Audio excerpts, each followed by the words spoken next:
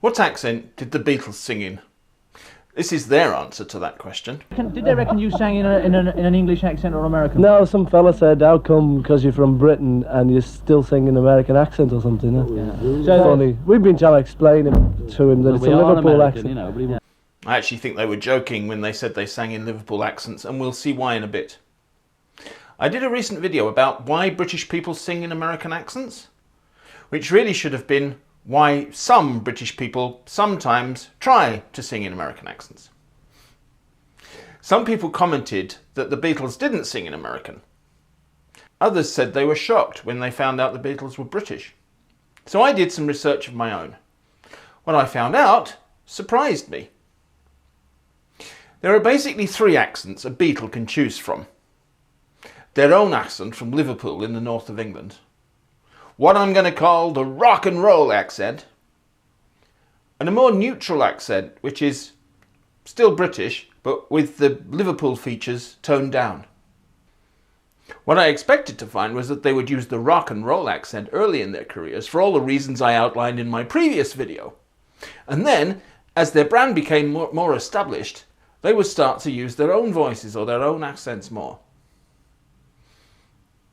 But that was actually rarely the case. The vast majority of their songs are in the rock and roll accent. Yeah, yeah, yeah. So what is the rock and roll accent? It has many features we associate with North American English. Yaw dropping in words like new instead of new. Somebody new. The father-bother merger, where North Americans mostly stopped rounding the vowel in stopped, so that now lot, want, father and palm all have the same vowel. Help! I need somebody. Help! Not just anybody. Help! Flapping T and D sounds between vowels, so better, waiter, waiter, tutor, tutor, wider, wider, tidal, tidal, all of those pairs sound the same. To make it better, so let it out and let it in. In contrast to most North American accents, rock and roll English isn't rhotic. That's to say that you only get R sounds before vowels and nowhere else. To let her into your heart, then you can start. One exception to this in the Beatles catalogue is Till There Was You, where Paul has R sounds before consonants in birds, never, heard, etc. But I never heard them ringing. He also puts one in saw. I never saw them. I never saw them winging. No, I never saw them at all. Where historically there's never been one. That's the phonetic equivalent of a spelling mistake. Rock and roll English also sets itself apart from most other accents of English by price smoothing, where the diphthong in words like price lose the I sound, so ah rather than I. And keep you by my side. Most North American accents have an E sound at the end of happy, but in rock and roll it's I, happy. And when I touch you, I feel happy. What surprised me the most is that there was no real difference from 1962 to 1971 in how much the Beatles sang in the rock and roll accent. The only instances of Liverpudlian, the adjective of Liverpool, or Scouse, the Liverpudlian dialect, seem to have been slip-ups rather than the result of a deliberate decision. One of the most striking features of Scouse is the square-nurse merger.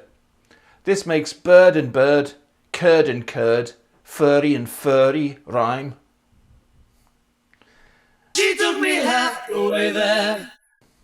This also happens in Memphis. This is exemplified in Chingy's song Right There, in which the merger is spelt in the title. I like the way you do that right there, right there. Sometimes when people write songs, they hear them in their own accents, in their head, even if they sing in another accent. They end up with rhymes that work in their head, but not when they sing. An example of this is in She Loves You. You know it's up to you. I think it's only fair. Pride can hurt you too. Apologise to her. Fair and her rhyme in Scouse, but not in most other varieties, including rock and roll.